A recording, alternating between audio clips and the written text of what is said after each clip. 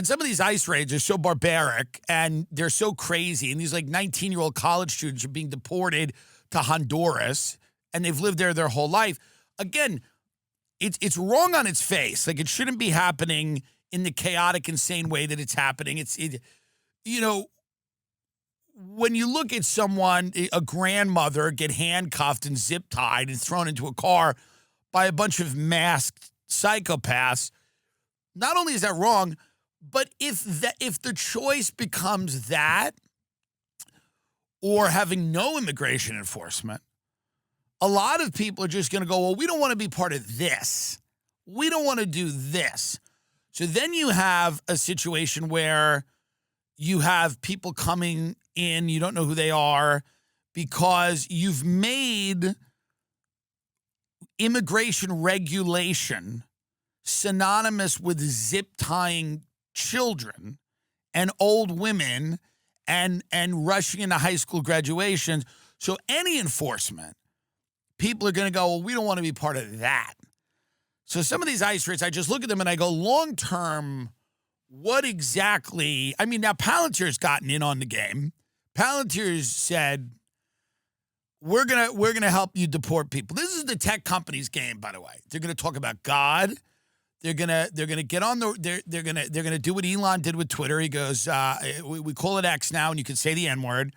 And we're gonna talk about God, and then we're gonna deport people. And while we're doing all of this, behind the scenes, we're gonna create this digital police state, and you're gonna be with it or you're not. But we're going to placate you with things we think culturally you feel comfortable with. The truly progressive position on immigration is extreme skepticism, says Alex Karp, a longtime Democrat and the data management company's chief executive. It's great that he's a longtime Democrat. You go, what's interesting about the Silicon Valley people is they're all radical libertarians. None of them actually believe in governments. None of them believe that the government should be able to tell them what to do. They're progressive maybe on social policies and economic policy to a degree. They believe like, they're like whatever, pro gay marriage and there's a lot of women in leadership roles in Silicon Valley or whatever. But the reality is none of them are progressive in the sense that they believe that any entity outside of their multi-billion-dollar and soon-to-be trillion-dollar corporations can regulate them. They don't want to be regulated. They don't want anyone telling them what to do. And this has been that way for a pretty long time. And they believe that the United States government tax dollars should subsidize their efforts to build a new world that excludes anybody's right to criticize it. That's what they're doing. They're building a new world that excludes anyone's right to criticize it. And here's the thing. Now they're going, well, let's get into these ICE raids. Let's start deporting people because what we'll be able to do is we'll be able to curry favor with the United States government. And they'll help with the war. They sold a bunch of tech to Israel.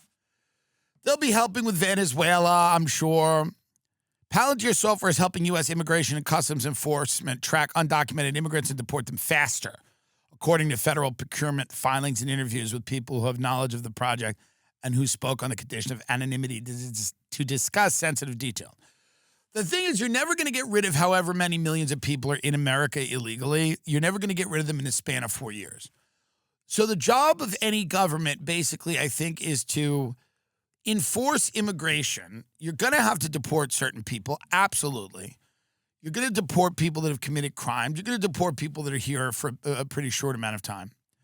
But you need to have some way to do it that it isn't pure chaos. And Marjorie Taylor Greene said that on this show. The thing you don't want to do is lose the plot completely where people think that all immigration enforcement is cruelty and it's all inhumane. And because you do need to have a country, you need to have a border, you need to figure out what rights you should have as a citizen. And it's harder and harder to do this if you have people living in the shadows that aren't citizens, that are in some weird legal limbo. And we have an economy, we have a culture, we have all these things where it's hard to assimilate people into these things overnight.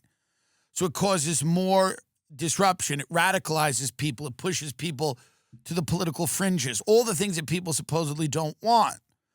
So what you need to do is you need to regulate immigration. You need to figure out a way that it doesn't. It's the biggest issue everywhere in the world right now, in every single country.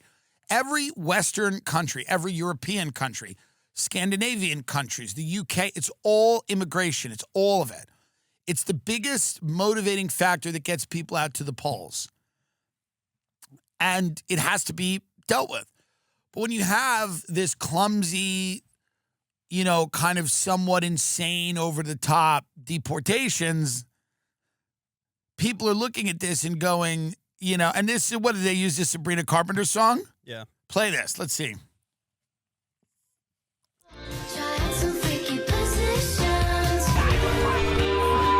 Have you ever tried this one? Have you ever tried this one? Have you ever tried this one?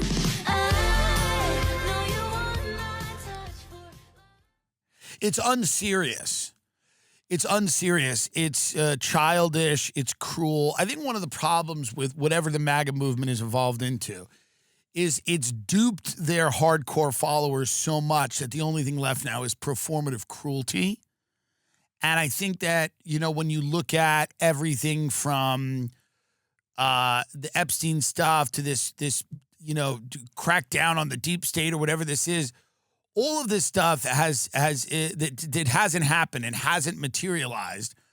And, this blind, unyielding support for everything Israel does, and this insane pivot to Venezuela, and the fact that, save for a few dissenting voices, we might have had more of a commitment in Iran.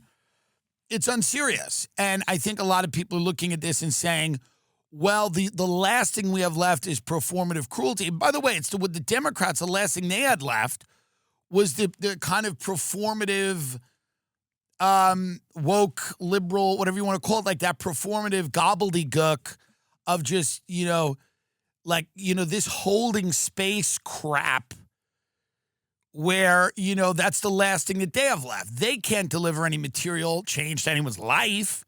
They can't get anyone health care. They can't make anyone's life better. So they're holding space.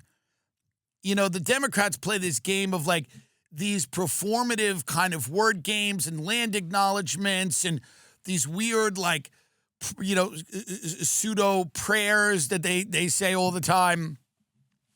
But that's the thing with MAGA. You go, wait a minute. All of this stuff seems designed to watch on television, but it doesn't seem real.